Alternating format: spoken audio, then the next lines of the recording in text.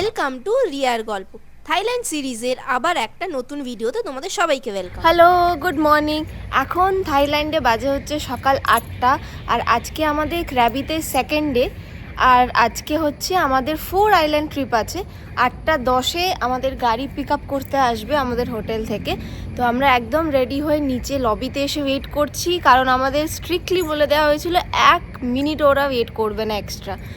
আজকে আমাদের 4 island trip আছে, চলো যাওয়া যাক আর সমস্ত কিছু তোমাদের সাথে শেয়ার করতে থাকবো।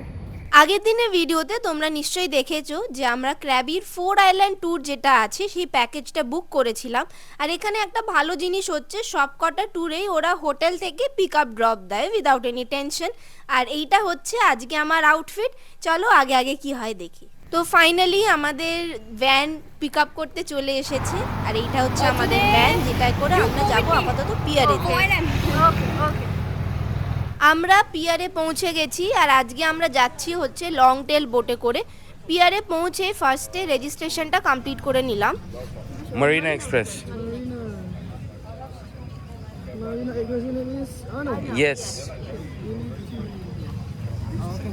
Yes. You can have coffee over there first, right? In 5 minutes we're leaving. This one for remember the tea. সেই আগের দিনের মতোই আজকেও আমাদের দুটো ব্যান্ড দিয়ে দিল, যাতে আমরা টিম থেকে হারিয়ে না যাই।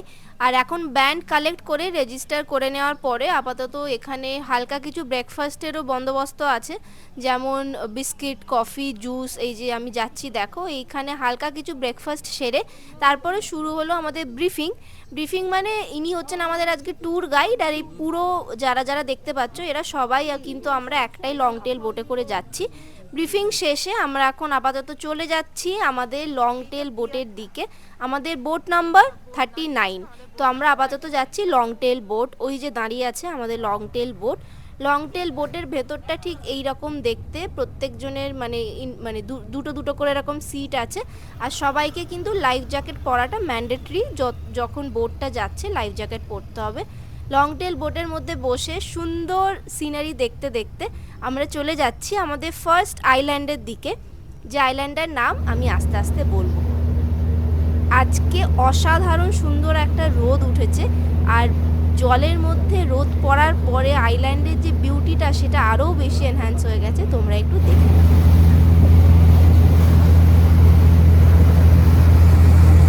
আমরা চলে এসেছি আজকের আমাদের ফার্স্ট আইল্যান্ড, যেটা নাম হচ্ছে টাপ আইল্যান্ড। এই আইল্যান্ডটা অসাধারণ। আর এখানে এসেই দেখো অলরেডি একজন জলের মধ্যে নেমে গেছে, কারণ জলটা এত সুন্দর না, মানে রেজিস্ট করা যাচ্ছে না নিজেকে। এতটা ক্রিস্টাল ক্লিয়ার, মানে কালারটা অসাধারণ। সাইডের রকগুলো আর এই বিচটা দেখো কি সুন্দর। এখানে অনেকজন বসে সানবাথ নিচ্ছে, সুইম করছে, স্নর্কলিং করছে। অসাধারণ, তোমরা একটু এনজয় করে নাও।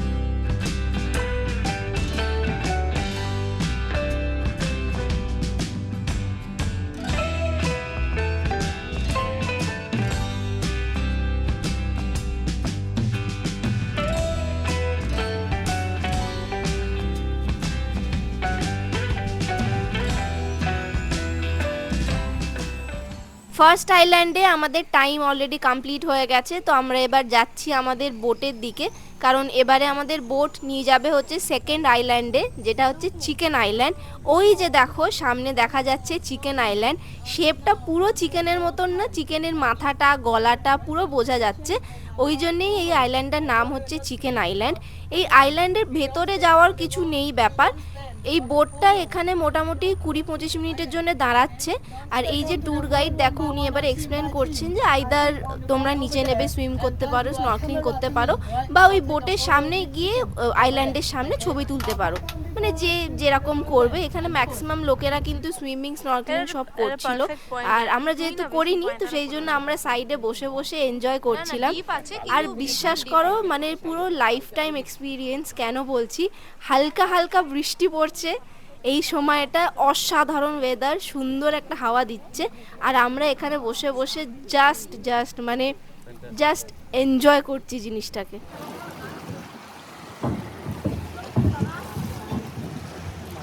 এই যে সুন্দরী বসে, আর এই যে সুন্দরা বসে, সুন্দরা চশমা পরবে এবারে, দেখি সুন্দরা, বাহ বাহ বাহ বাহ।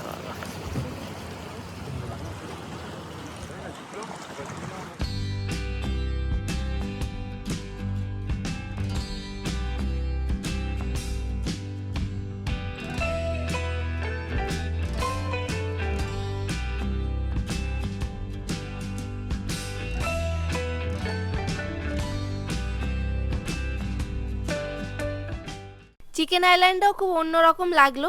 এরপরে আমরা যাচ্ছি আজকে থার্ড আইল্যান্ড। এই আইল্যান্ডটা কিন্তু খুব একটা ফেমাস আইল্যান্ড, কারণ এইখানে কিন্তু মানে এই আইল্যান্ডের কিন্তু একটা হিস্ট্রি আছে। আইল্যান্ডের নামটা আমি দেখিয়ে দিচ্ছি, এই দেখো, এই আইল্যান্ডের নাম হচ্ছে পোডা আইল্যান্ড। আর তোমরা কারা কারা বুঝতে পেরেছো যে এই আইল্যান্ডের হিস্ট্রিটা কি? যদি বুঝতে পেরে থাকো তাহলে কিন্তু আমাকে অবশ্যই কমেন্ট সেকশনে জানাবে। এইখানে একটা মুভির একটা গান শ্যুট হয়েছিল, যদি মানে বুঝতে পেরে গিয়ে থাকো তাহলে কিন্তু কমেন্ট সেকশনে জানাবে। এইটা হচ্ছে আজকে আমাদের থার্ড আইল্যান্ড, যেটা হচ্ছে পোডা আইল্যান্ড। এইখানে আমাদের লাঞ্চের ব্যবস্থা করা হয়েছে। যাদের সঙ্গে আমরা এসছি মানে যে গাইডদের সঙ্গে, তারাই লাঞ্চের ব্যবস্থা আজকে এখানে করেছে।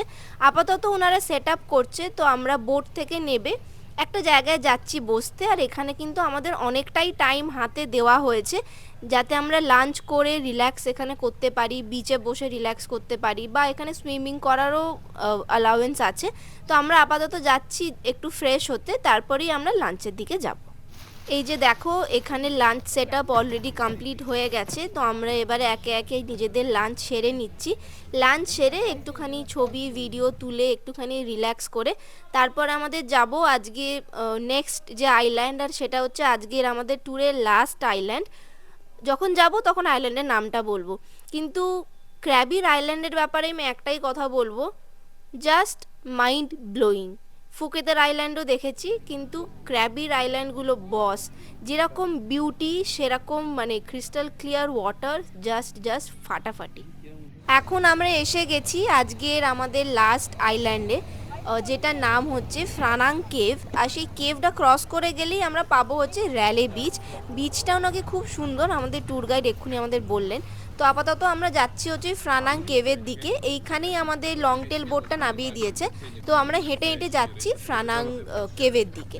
তো কেভে যেতে যেতে চলো কিছু কথা তোমাদের সাথে বলে নিই। সেটা হচ্ছে ক্র্যাবিতে দু রকমের আইল্যান্ড ট্যুর আছে, একটা হচ্ছে 7 আইল্যান্ড ট্যুর আর একটা হচ্ছে 4 আইল্যান্ড ট্যুর, যেটা আজকে আমরা করছি। তো আমরা কেন এই 4 আইল্যান্ড ট্যুরটা চুজ করেছি, 7 আইল্যান্ড ট্যুরটা চুজ করিনি, সেটার কিছু রিজন আমি বলে দিই। ফার্স্ট রিজন হচ্ছে 4 আইল্যান্ড ট্যুরটা সকালবেলা শুরু হয়, সকাল 8টা থেকে 3টে অবধি, মানে 3:30-র মধ্যে হোটেলে আমরা ব্যাক করে যাব। আর second half of the day আমরা একদম ফ্রি পাবো, যেখানে আমরা শপিং করতে পারবো বা এমনি নর্মাল লোকাল মার্কেট বা লোকাল জায়গা এক্সপ্লোর করতে পারবো। আর 7 আইল্যান্ড ট্যুর কিন্তু দুপুর 1টা থেকে শুরু হয়, যেটা 7:30-8টা বেজে যায় হোটেলে ফেরার জন্যে, মানে পুরো দিনটাই বেসিক্যালি চলে যায় ওই আইল্যান্ড ট্যুরে। সেকেন্ড পয়েন্ট হচ্ছে যে আইল্যান্ডগুলো আমরা 4 আইল্যান্ড ট্যুরের মধ্যে ইনক্লুডেড পাচ্ছি, 7 আইল্যান্ডেও কিন্তু সেম আইল্যান্ডগুলো ইনক্লুডেড থাকে, খালি 3টে কিছু আইল্যান্ড এক্সট্রা থাকে, যেটা কিন্তু ওরা নাবিয়েও পরিষ্কারভাবে দেখায় না, দূর থেকে দেখিয়ে দেয়। তো ওইটা কিন্তু পুরো লস হয়ে যায়, মানে ওয়ার্থ ইট হয় না। আর প্রাইস তো ডিফারেন্স অবভিয়াসলি আছে। আর থার্ড আর একটা রিজন হচ্ছে আমরা আজকে লং টেল বোটে করে এসেছি। তোমরা অবশ্যই দেখলে যে আজকে আমরা পুরো ট্যুরটা কিন্তু লং টেল বোটে করেছিলাম। ফুকেতে আমরা স্পিড বোটে ট্যুরিং করেছিলাম ফিফি আইল্যান্ডের, আর আজকে আমরা লং টেল বোটে করেছিলাম। এই লং টেল বোটটা কিন্তু 7 আইল্যান্ডে অ্যাভেলেবেল নেই, 7 আইল্যান্ডে কিন্তু অনলি স্পিড বোটই আছে। আর 4 আইল্যান্ডে কিন্তু লং টেল বোটের একটা অপশান আছে, যেটা 800 ভাট করে পড়ছে পার পারসন। আর ওখানে একটা লং টেল বোটের নতুন এক্সপিরিয়েন্সও হয়ে যাচ্ছে, আর প্রপার আইল্যান্ডগুলো টাইমলি আমরা দেখতেও পাচ্ছি। তো এটা আমার পার্সোনাল সাজেশন বা পার্সোনাল রেকমেন্ডেশন বলতে পারো, যে 4 আইল্যান্ডটা চুজ করা বেটার বলে আমার মনে হয়। এবার যে যার ব্যক্তিগত ব্যাপার, তোমরা যদি চাও 7 আইল্যান্ড ট্যুর বুক করতে অবশ্যই বুক করতে পারো, কিন্তু আমি পার্সোনালি প্রেফার করব 4 আইল্যান্ড ট্যুরটাকেই ওভার 7 আইল্যান্ড। তো যাই হোক, এতক্ষণ যে কেভটার ভেতর দিয়ে আমরা এলাম, সেই কেভটার নামই হচ্ছে ফ্রানাং কেভ। আর ওই কেভটা পুরো ক্রস করার পরে আমরা চলে এসেছি র্যালে বিচ। এই যে বিচটা দেখতে পাচ্ছ, এই বিচটার নাম হচ্ছে র্যালে বিচ। বিচটা খুব সুন্দর কিন্তু একটু ক্রাউডেড, কারণ এখানে অনেকজন মানে রিল্যাক্স করছে, সানবাথ নিচ্ছে, বাঁদরে বাঁদরে ছড়াছড়ি। আর ওই যে দেখো, এখানে কিন্তু রক ক্লাইম্বিংও চলছে, মানে এখানে রক ক্লাইম্বিং অ্যাক্টিভিটিও করা যায়। যারা যারা করতে চায় তারা কিন্তু এইখানে এসে রক ক্লাইম্বিং করতে পারে, তার অবশ্যই আলাদা চার্জেস আছে, সেটা আমি ঠিক জানি না, কিন্তু নিচে ইনস্ট্রাক্টরও আছেন, ওনাদের সাথে গিয়ে কথা বলে কিন্তু তোমরা রক ক্লাইম্বিংও করতে পারো। এইটা হচ্ছে পুরো র্যালে বিচটা কিন্তু খুব সুন্দর দেখো।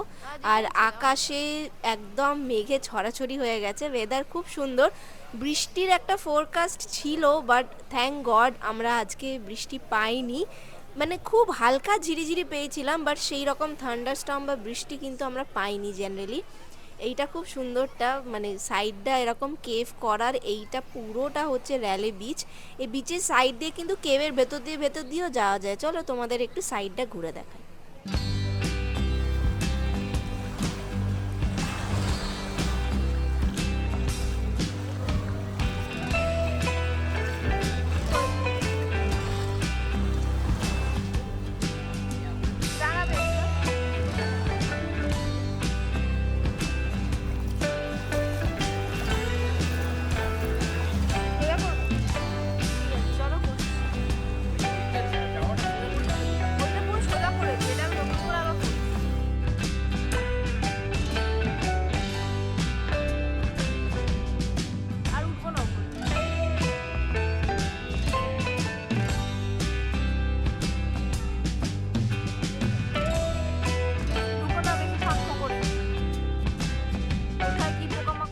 চলো, আমাদের টাইম তো অলরেডি আজকে শেষ হয়ে গেছে, এবার আমরা আবার ফিরে যাচ্ছি আমাদের বোটের দিকে, কারণ এবার আমাদের পিয়ারে ব্যাক করার কথা। আমাদের অলরেডি 4টে আইল্যান্ড কভার করা হয়ে গেছে। তো আজকের আইল্যান্ড ট্যুরটা তো অসাধারণ ছিল, আবার দেখা হচ্ছে হোটেলে গিয়ে। এখন থাইল্যান্ডে বাজে হচ্ছে কটা বাজে গো? 7:30 বাজে মনে হয়, নাকি না 7টা বাজে? 7টা বাজে। তো আমরা আজকে গেছিলাম ক্র্যাবি 4 আইল্যান্ড ট্যুরে, ভীষণ টায়ার্ড। আমরা আপাতত এখন যাচ্ছি মাসাজ করাতে, ওটা এখন ফার্স্ট প্রায়োরিটি। আমরা বাড়িতে এসে রেস্ট নিয়ে বেরোচ্ছি এখন আওনাং বিচের ওই দিকে যাব, ওইখানে গিয়ে মাসাজ করাবো। আর কীরকম এক্সপিরিয়েন্স হলো শেয়ার করবো তোমাদের সাথে। অসাধারণ একটা আইল্যান্ড ট্যুর করে ফেরার পরে এখন আমরা যাচ্ছি মাসাজ করাতে। এখন তোমাদের তো বললাম যে থাইল্যান্ড টাইম অনুযায়ী মোটামুটি বাজছে ওই 7:30টার মতো। তো আমরা হেঁটে হেঁটেই যাচ্ছি আওনাং বিচের ওখানে। এখানে প্রচুর মাসাজের শপ আছে, একটু দেখে প্রাইস দেখে যেখানে মোটামুটি রেঞ্জের মধ্যে পাওয়া যাচ্ছে, সবই ওপর নিচে সেমই রেঞ্জ এখানে আছে। তো সেইখানে আমরা যাচ্ছি একটা ভালো মাসাজ সেন্টার আর কি খোঁজার জন্যে। আর আরেকটা কথা, ক্র্যাবির নাইট লাইফ কিন্তু খুব ভালো, মানে দারুণ, খুব ভাইব্রেন্ট নাইট লাইফ। আমার খুব পছন্দ হয়েছে ক্র্যাবিটা বেসিক্যালি। আর মাসাজ সেন্টারে যাওয়ার মধ্যে আমি আবার খেয়ে নিচ্ছি আমার ফেভারিট কোকোনাট আইসক্রিম। থাইল্যান্ডে যে এসে কতবার আমি কোকোনাট আইসক্রিম খেয়েছি দিনে, তার কোনো কাউন্ট নেই। এনিওয়েজ, যেতে যেতে এই কাউন্টারটা আমাদের চোখে পড়লো। এইখানে কিন্তু প্রচুর ভিড়ও হচ্ছে, আর এখানে প্রাইসও আমাদের খুব রিজনেবল লেগেছে, মানে সেমই লেগেছে, ওপর নিচও আছে কিছু 19-20। এইখানে আমরা কিন্তু দুজনে আপাতত বসে পড়েছি, আর আজকে আমরা ডিসাইড করেছি আমরা দুজনেই শুধু ফুট মাসাজ করাবো। মাসাজটা জাস্ট এক কথায় মাইন্ড ব্লোয়িং ছিল, মানে এত রিল্যাক্সিং, আমরা দুজনেই ঘুমিয়ে পড়েছি, মানে এত রিল্যাক্সিং ফিল হয়েছে, খুব খুব ভালো। এখানে আসলে একবার কিন্তু অ্যাটলিস্ট ফুট মাসাজটা তোমরা প্লিজ করাবে। তো সব কিছু শেষ করে এই যে ডিনার কিনে ফেলেছি, ডিনার কিনে আমরা এখন যাচ্ছি আমাদের হোটেলে। আর আজকে আমি একটা স্পেশাল জিনিস কিনেছি, যেটা আমি প্রথম দিন থেকে খুঁজছি কিন্তু কিছুতেই পাচ্ছি না। কি কিনেছি আর সেটা কীরকম খেতে, সেটা আমি হোটেলে গিয়ে তোমাদের খেয়ে রিভিউ দেবো। সেটা হচ্ছে এই ম্যাঙ্গো স্টিকি রাইস। আমি অনেক দিন ধরে ভাবছি খাবো কিন্তু আমার খাওয়া হচ্ছে না, ফাইনালি মাঝে নিয়ে এসেছি। টেস্ট করে দেখি কীরকম। এটা হচ্ছে থাই ডেজার্ট একটা, এটা ওদের খুব ফেমাস একটা ডিশ এখানের, সুইট ডিশ বেসিক্যালি। তো এটা হচ্ছে ম্যাঙ্গো, এটা স্টিকি রাইস, আর এটা কিছু একটা আমি জানি না কি, এবার আমি ট্রাই করে বলবো কীরকম। আমি এখন ম্যাঙ্গো স্টিকি রাইস ট্রাই করব। এইটা কি একটু দেখি। এটা কোকোনাট পিউরি টাইপের স্টিকি রাইস, মানে মালাই টাইপটা। মালাইটা, হ্যাঁ। এদের এখানে এমনিও কোকোনাটের ব্যাপারটা অন্যরকম, অন্যরকম আর দারুণ। ভালো খেতে।